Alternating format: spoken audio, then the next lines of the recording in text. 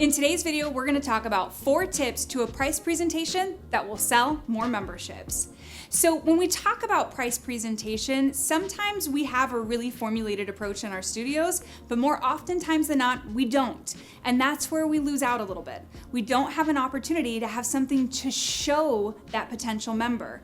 And we're throwing out a bunch of information and it starts to go in one ear, out the other, and causes confusion. So we're gonna cover some key things that will allow you to be as effective as possible when you present price. The first one, and I've alluded to it already a little bit, is having a price sheet. Some of you are already thinking, well, I know the prices in my head and it's just easy for me to raffle those off to people. It is for you, but if you want scalability in your business, if you want to be able to have something that anyone can do and you don't have to be the answer to results in your studio, you gotta have a price sheet.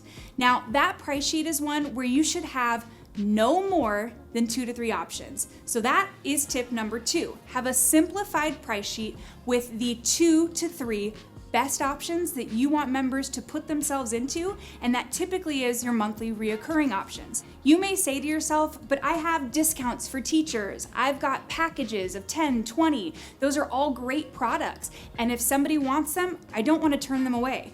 You're absolutely right. You still want to have those, but those are things to have on your back pocket. Those are the things to have on the back burner.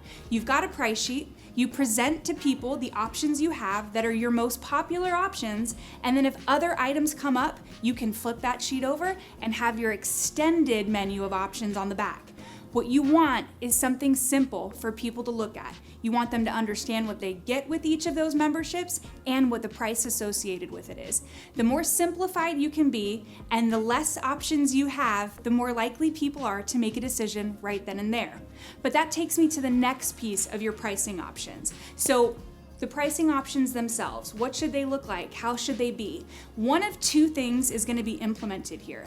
You're either going to have one on your sheet that very clearly is your front runner, one that maybe doesn't even make much sense for someone if they actually want to get to their goals, or you're going to have options there that you're going to make a recommendation based on what you learn about somebody in the client intake process. So number 3 is when you present the membership, either have that clear front runner that you let them go ahead and make the choice of, or make a recommendation. So the key here is to remember that when you have your pricing options in front of someone, you want to make it so that they don't have to really think about the decision. When you recommend something, you're recommending it as the fitness professional.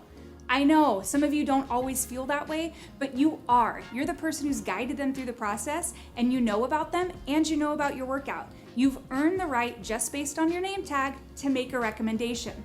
If you're not making the recommendation, there is one on that page based on the decoy effect, which we've talked about before, that you are going to absolutely have people select more often than not.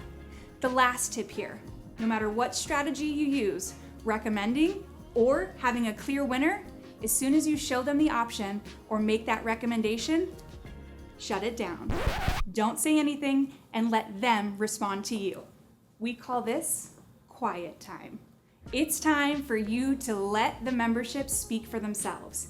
When we get into a space where we start to have more challenges, it's when we let that quiet time get interrupted by you making just these considerations that they're not making. You say, hey, so do you have questions? Is it the price? Do you have questions on what it includes? Let them look it over. Let them consider what's best for them. And when they're ready to tell you what they're thinking, what they're feeling, or what their selection is, they will. So there you have it. 4 tips to a price presentation that will get you more memberships. If you like this video, go ahead and hit the like button below, subscribe so that you can get access to more videos just like this.